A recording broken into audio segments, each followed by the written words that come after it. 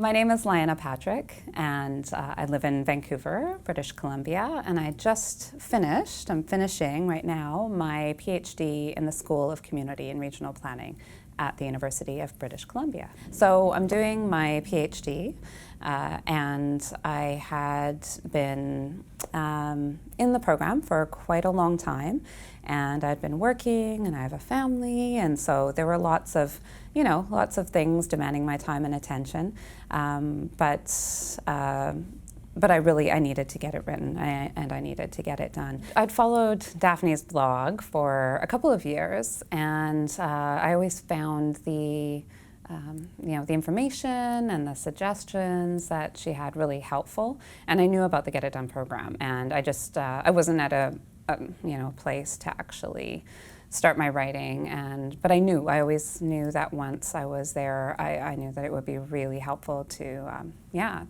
take a program like that. I wondered what difference it really was going to make, whether I was actually going to be able to make the kind of progress that I wanted to make.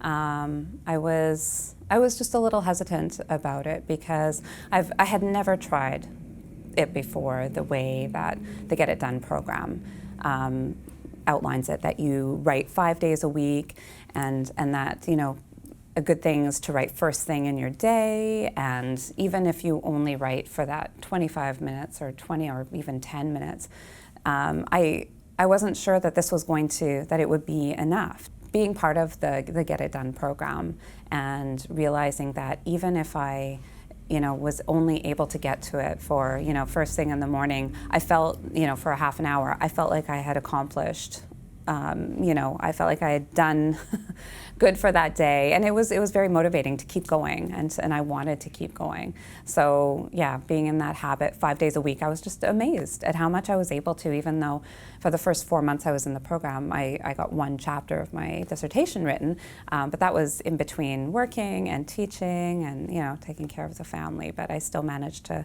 find that time kind of before school and before things. So yeah, it was amazing.